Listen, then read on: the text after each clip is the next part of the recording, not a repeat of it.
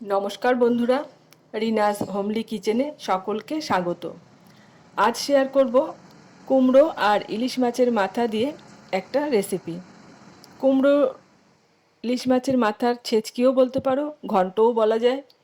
এখানে আমি কুমড়ো কেটে নিয়েছি আর ইলিশ মাছের একটা মাথাকে দু টুকরো করে কেটে নিয়েছি।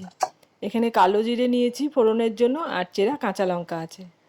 কুমড়োগুলোকে আমি খোসা ছাড়িয়ে এইভাবে সরু করে কেটে নিয়েছি, তাহলে তাড়াতাড়ি সেদ্ধ হয়ে যাবে। তোমরা তোমাদের পছন্দ মতো কেটে নিতে পারো। এখন মাছের মাথাগুলোর মধ্যে নুন দিয়ে দিচ্ছি হাফ চামচ আর হলুদ দেব হাফ চামচ। নুন আর হলুদটা খুব ভালো করে মাছের মাথার মধ্যে লাগিয়ে নেব।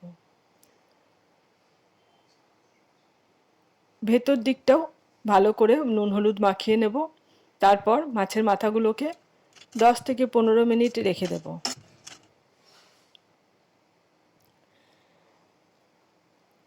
গ্যাসে কড়াই গরম করে দিয়ে দিলাম 2 চামচ মতো সর্ষের তেল। তেল ভালো মতন গরম হয়ে গেলে মাছের মাথাগুলোকে তেলের মধ্যে দিয়ে ভেজে নেব। মাছের মাথাগুলোকে আমি একটু লালচে করে কড়া করেই ভেজে নেব, উল্টে পাল্টে ভেজে নিচ্ছি।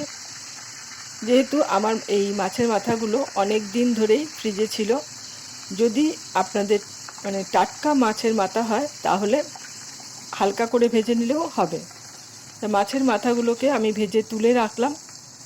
এবার এই তেলের মধ্যে ফোড়নে দেব হাফ চামচেরও কম কালো জিরে আর একটা চেরা কাঁচা লঙ্কা। ফোড়নটাকে ভালো মতন একটু ভেজে নিলাম 10 থেকে 15 সেকেন্ড মতো। তারপর কেটে রাখা কুমড়োগুলো দিয়ে দিলাম। কুমড়োগুলোকে প্রথমে হাই ফ্লেমে 2 মিনিট মতন নাড়াচাড়া করে ভেজে নেব। এবার একটু ঢাকা দিয়ে রেখে দেব যাতে নরমটা তাড়াতাড়ি হয়ে যায়। ঢাকা খুলেছি আর আবারও একটু নাড়াচাড়া করে ভেজে নিচ্ছি যাতে কুমড়োর কাঁচা ভাবটা চলে যায়। এবার দেখে নিচ্ছি কুমড়োটা এখনই অনেকটাই নরম হয়ে গেছে।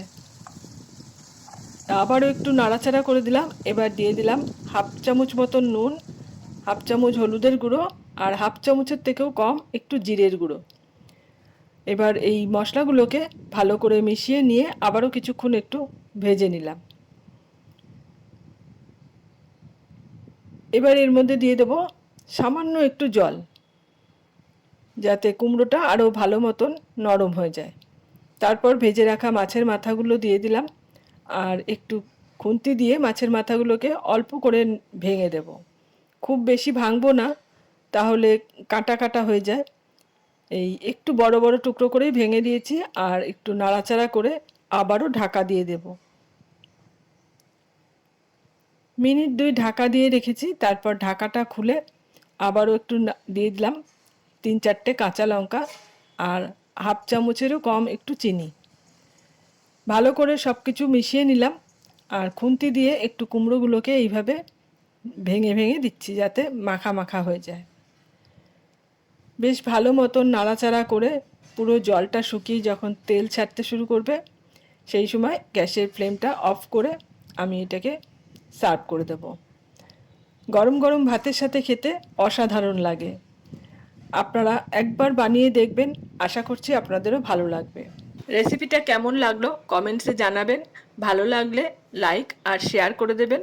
চ্যানেল সাবস্ক্রাইব করা না থাকলে চ্যানেলটা সাবস্ক্রাইব করে সাথে থাকার অনুরোধ রইল।